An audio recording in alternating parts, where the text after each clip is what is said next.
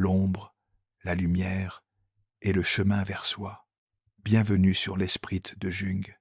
Ici, nous explorons les profondeurs de l'âme pour donner un sens à votre histoire. Il y a des phases dans la vie où tu as l'impression de gravir une montagne enveloppée de brouillard. Personne à tes côtés, personne pour t'encourager, personne pour te regarder avancer. Tu continues pourtant de marcher, d'essayer, d'honorer la promesse silencieuse que tu t'es faite. Et le monde extérieur, lui, reste obstinément silencieux. Aucun je suis fier de toi, aucun témoin de tes batailles nocturnes. Alors une question remonte parfois du plus profond de toi. Est-ce que ça vaut vraiment la peine si personne ne le voit? Ce dont on parle peu, c'est que la vraie force ne naît pas sous les projecteurs. Elle n'apparaît pas dans les postes triomphants ni dans les applaudissements. La vraie force naît exactement là où tu es en ce moment, dans le silence, dans l'invisible, dans cette solitude que tu portes comme une armure légère mais constante. Jung disait que toute renaissance commence par une dissolution. Quand il ne reste plus personne sur qui t'appuyer, ce n'est pas la fin. C'est le signal que ton âme se prépare à changer de forme. Arrête-toi un instant. Respire doucement. Sens comme cette idée résonne, même si une partie de toi résiste encore.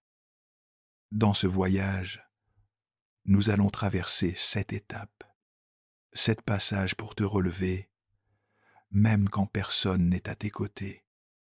7 mouvements intérieurs que Jung a déchiffrés en écoutant des centaines de vies, en observant les mêmes motifs, les mêmes chutes, les mêmes renaissances.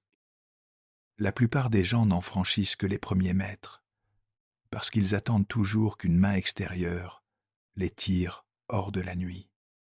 Pourtant, c'est précisément au moment où tu cesses d'attendre un sauveur que tu aperçois une vérité dérangeante et magnifique. Tout ce que tu as cherché à l'extérieur, la force, l'amour, oh, la paix, n'a jamais cessé d'exister en toi. La première étape, la solitude, ce professeur silencieux de la force. Il y a des moments où le monde semble se retirer. Les conversations habituelles t'ennuient. Les visages familiers paraissent lointains. En surface, tout reste pareil. Ton travail, tes rôles sociaux, tes obligations. Mais quelque chose, à l'intérieur, se fissure. Un décalage subtil, comme si l'ancienne vie continuait par inertie, tandis qu'une autre, plus authentique, frappait à la porte. Jung ne parlait pas ici de la solitude d'une pièce vide, mais de ce sentiment d'être étranger au milieu même de ceux que tu connais. Tu continues de sourire, tu échanges, tu fais ce qu'on attend de toi. Pourtant, une part de toi se tait. Le monde semble parler une langue que tu ne comprends plus, et tu n'entends plus qu'une chose, ton propre silence. Beaucoup croient que ce moment signifie qu'ils ont échoué. Ils se disent qu'ils sont cassés, qu'ils ont raté quelque chose. Mais pour Jung, c'est souvent l'instant précis où l'âme commence à se détacher du persona. Ce masque social qui t'a permis de t'intégrer, de plaire, de correspondre à ce qu'on attendait de toi. Quand tu commences à sentir que personne ne me comprend, ce n'est pas forcément le signe que tu t'égares. C'est peut-être la preuve que tu te rapproches enfin de toi-même. Quand cette solitude s'intensifie, beaucoup se jettent dans le travail, les distractions, les écrans, les rencontres accumulées comme des pansements. Mais plus ils évitent le vide, plus il grandit. La solitude n'est pas venue te punir. Elle vient approfondir ta vie intérieure, te forcer à te reconstruire de l'intérieur, brique après brique. Arrête-toi Une seconde. Respire. Quand as-tu ressenti pour la dernière fois ce décalage étrange, cette impression que la pièce est pleine, mais que toi, à l'intérieur, tu es ailleurs? Il y avait une femme de 50 ans, cadre dans une grande entreprise. Pendant des années, ses journées étaient réglées comme une horloge. Réunions, voyages, dîners animés. Son téléphone n'arrêtait jamais de vibrer. On la sollicitait pour tout. En apparence, elle avait réussi. Pourtant, chaque soir en rentrant, quand la porte se refermait derrière elle, un silence pesant envahissait l'appartement. Elle mangeait devant la télévision, sans vraiment regarder l'écran, avec une lourdeur dans la poitrine qui revenait inlassablement. Au début, elle a cru que c'était de la fatigue. Elle a accepté plus de sorties, plus d'invitations, plus de bruit pour couvrir ce vide. Mais le matin, en se regardant dans le miroir, elle sentait une crispation dans sa mâchoire, un nœud à la base de la nuque. Elle riait au bureau, plaisantait, jouait la femme forte, puis rentrait chez elle, et l'appartement semblait encore plus grand, encore plus creux. Parfois, elle posait sa main sur le mur du couloir, simplement pour sentir quelque chose de solide. Un soir d'hiver, elle s'est assise par terre, dans son salon, lumière éteinte. Elle a senti ses épaules trembler. Les larmes sont venues sans explication claire. Sa gorge était serrée, mais pour la première fois, elle n'a pas pris son téléphone, n'a pas allumé la télévision. Elle a laissé ce silence se déployer. Au bout d'un long moment, une phrase s'est imposée en elle, comme si son corps la murmurait. Je n'en peux plus de jouer un rôle.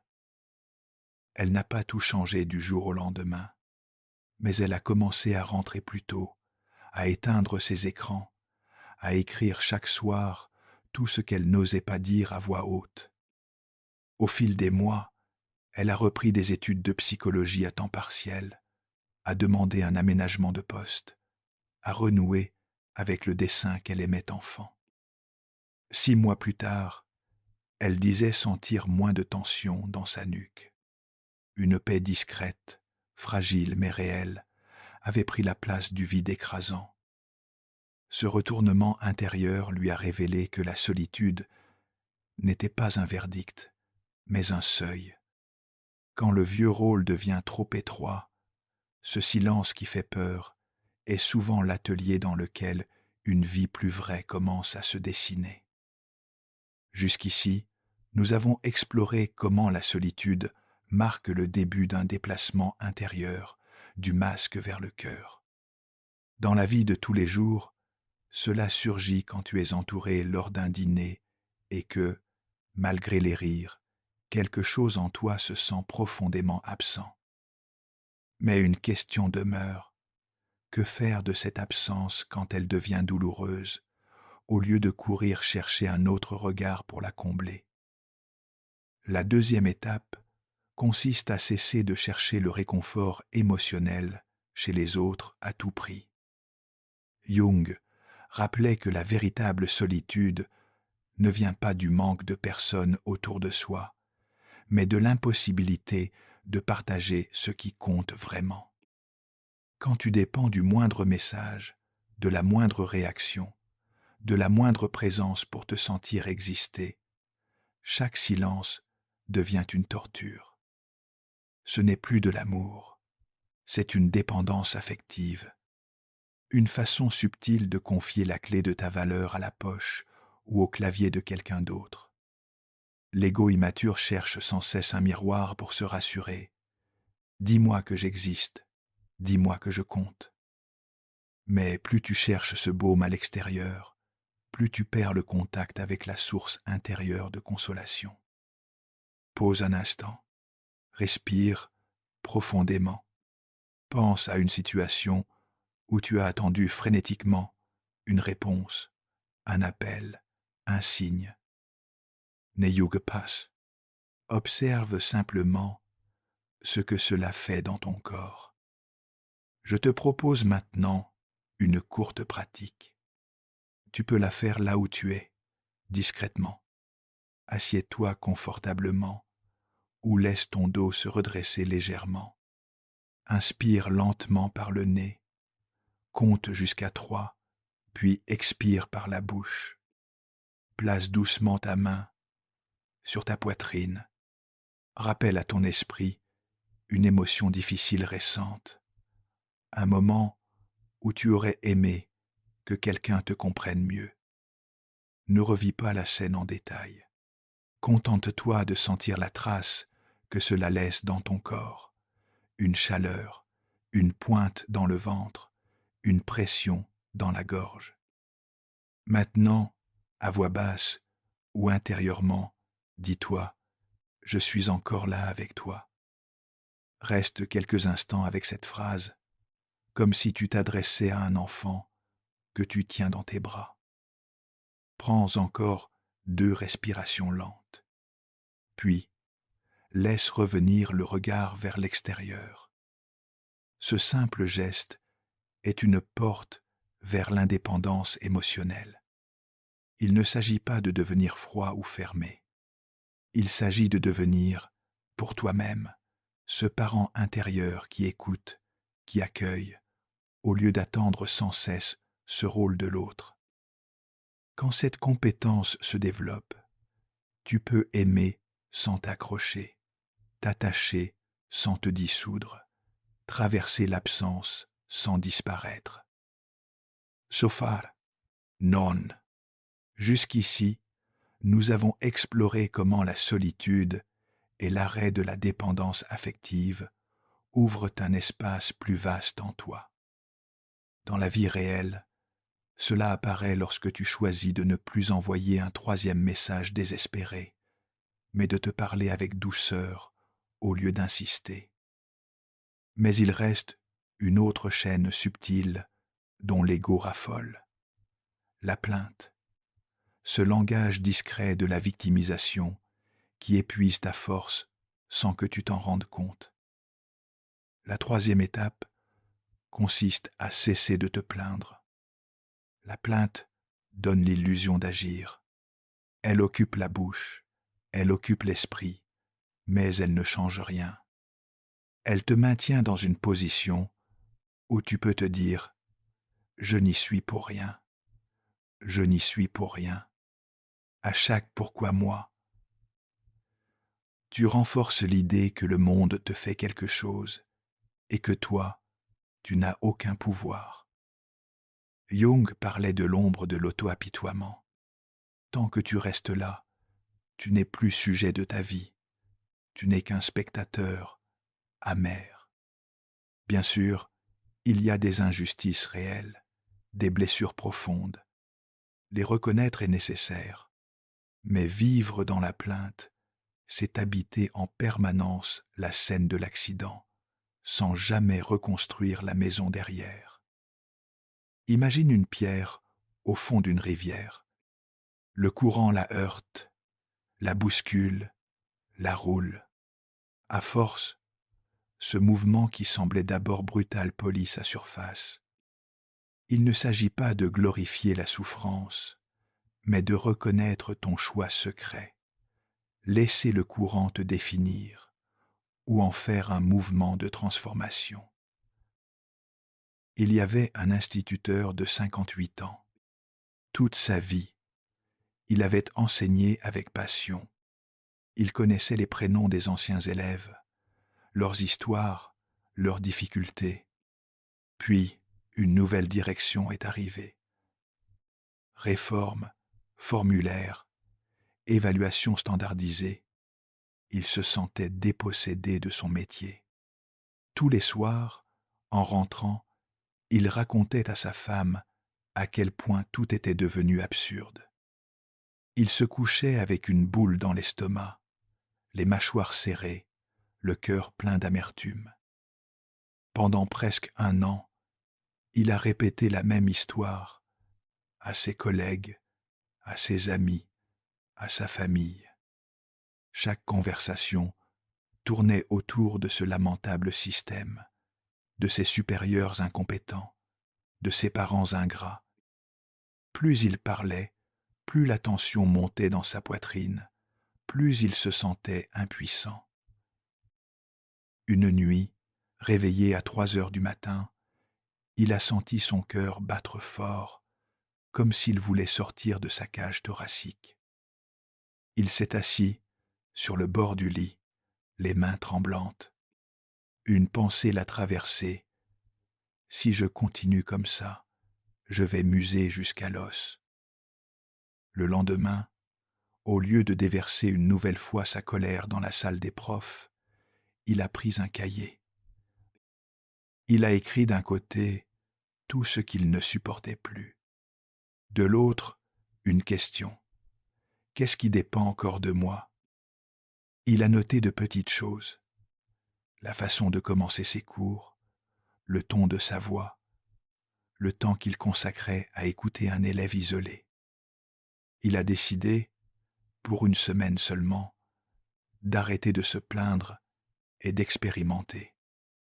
À chaque fois que l'envie de râler montait, il prenait une respiration et cherchait une action minuscule possible.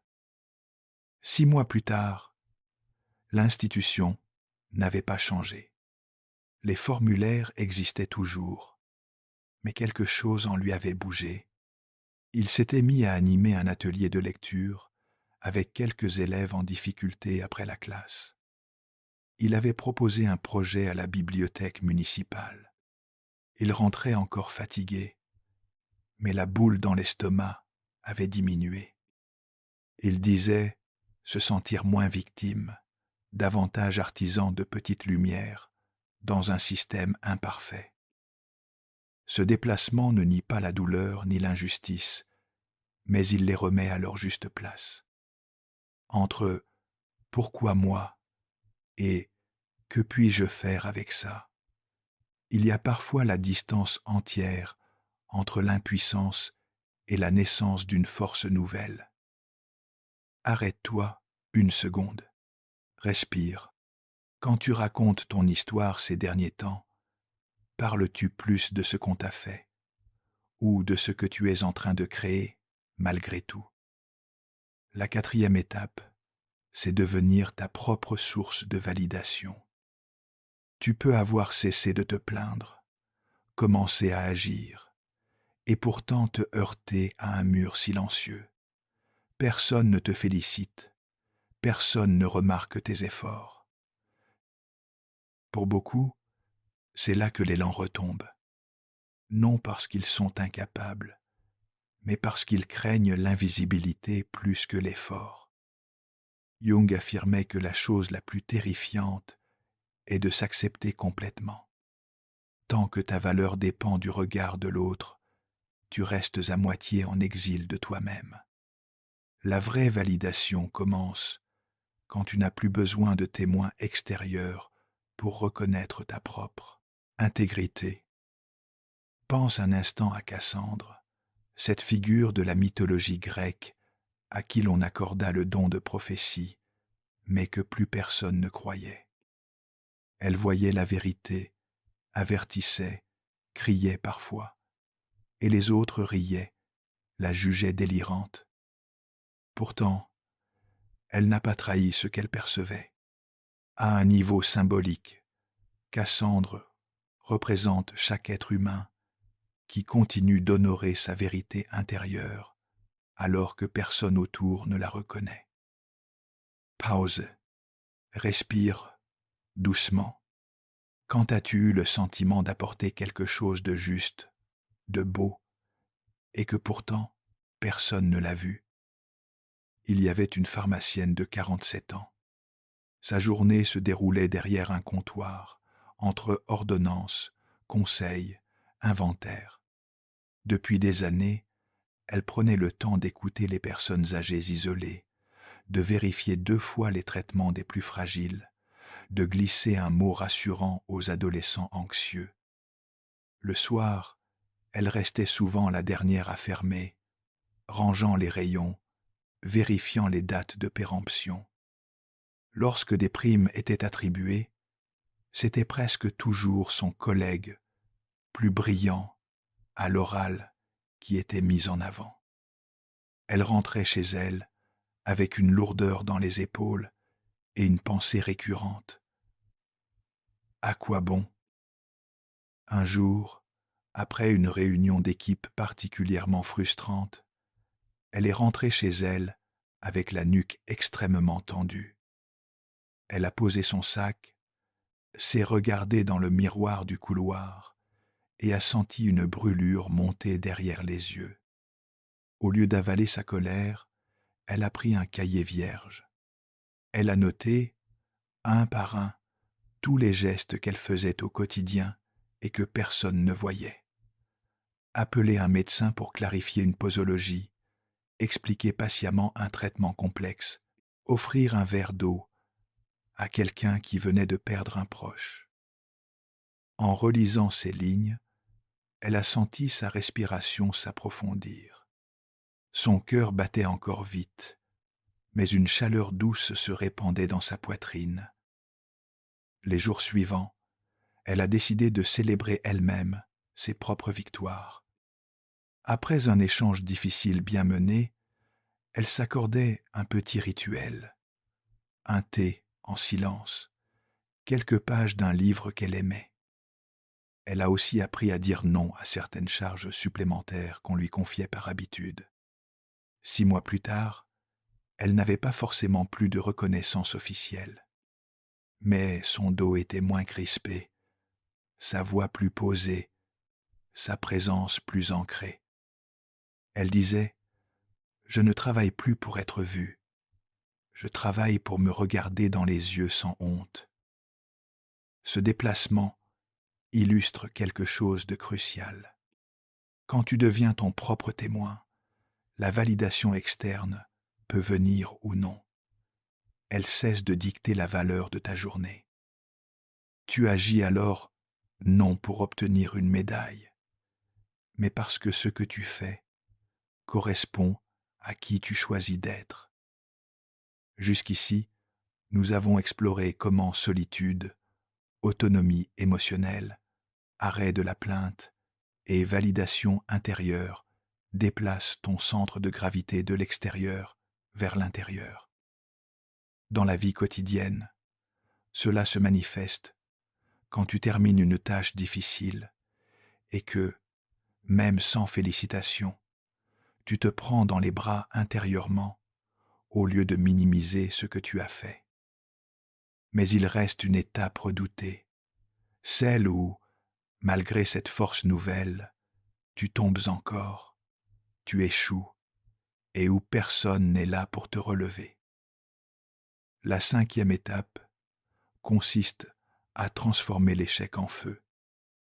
Même lorsque tu as travaillé sur toi, lorsque tu crois avoir dépassé certaines peurs, la vie t'exposera à des chutes, non pour te punir, mais pour t'indiquer ce qui, en toi, n'est pas encore intégré.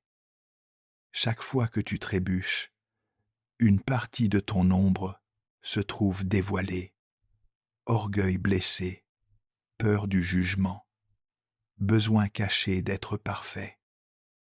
Jung écrivait que les erreurs sont les fondations de la vérité. Tant que tu refuses de tomber, tu restes prisonnier d'une image idéalisée de toi-même.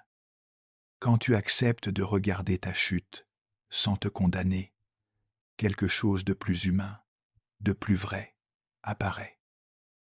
Il y avait une chef de projet de 52 ans dans le secteur culturel. Elle avait monté un festival local avec passion, y consacrant ses week-ends, ses économies, son souffle.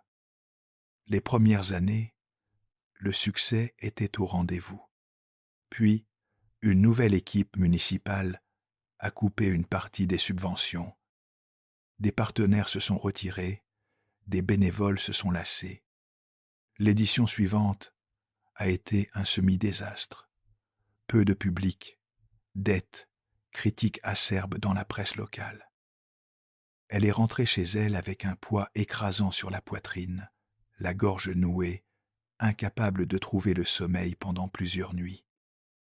Pendant des semaines, elle a ressassé chaque erreur, chaque chiffre. Son corps réagissait. Douleur dans le dos, migraine, une fatigue qui ne passait pas. Un matin, en se regardant dans le miroir, elle s'est entendue murmurer « Je suis un échec ». Cette phrase a résonné comme un coup de tonnerre intérieur. Elle a senti une brûlure monter dans ses yeux, ses mains devenir froides. Plutôt que d'étouffer cette émotion, elle s'est assise à sa table, a pris un carnet et a écrit cette question. Et si ce n'était pas la fin, mais un enseignement, lequel serait-il? Au début, rien ne venait. Puis, peu à peu, des mots se sont imposés. Déléguer, écouter mes limites, cesser de porter tout sur mes épaules, demander de l'aide plus tôt. Elle a réalisé à quel point son besoin de prouver sa valeur l'avait poussée à tout contrôler. Dans les mois suivants, elle a accepté de réduire l'ampleur du festival, de le recentrer sur quelques événements plus intimes. Elle a créé un comité de décision au lieu de tout décider seule. 1 an plus tard, le festival n'était pas spectaculaire, mais il était plus juste, plus aligné avec ses ressources réelles. Elle disait « Je ne confonds plus ce qui m'arrive et qui je suis ». Ce cheminement illustre une alchimie profonde. Quand tu cesses de te définir par ta chute, l'échec cesse d'être un mur. Il devient un feu qui brûle les illusions et laisse apparaître un noyau plus solide. Nous allons maintenant ancrer cela dans le corps. Installe-toi de façon stable, les pieds posés au sol. Inspire lentement, puis relâche l'air sans forcer. Amène à ton esprit un échec récent, même petit, qui te fait encore mal. Observe où ton corps réagit en premier. Ventre qui se serre, poitrine qui se contracte, épaules qui montent. Place ta main exactement sur cette zone. Inspire, comme si tu pouvais envoyer de l'air vers ce point. À l'expiration, murmure intérieurement « Je peux apprendre de ça ». Fais cela 2 ou 3 fois, sans forcer une interprétation. Laisse simplement l'idée que quelque chose en toi peut se réorganiser autour de cette expérience. Puis relâche les mains, regarde autour de toi, reviens doucement. Après l'échec, vient la 6e étape, agir sans dépendre de l'inspiration. La plupart des personnes attendent de se sentir prêtes. Elles confondent l'élan émotionnel et la véritable volonté. Jung voyait dans la volonté cette énergie qui réorganise le psychisme tout entier autour d'un sens et non autour d'une humeur passagère. Il y a des jours où rien en toi ne veut se lever, où tout semble lourd et inutile. Pourtant, si ces jours-là, tu mets un pied devant l'autre, même d'1 centimètre, tu entraînes quelque chose de plus profond que la motivation.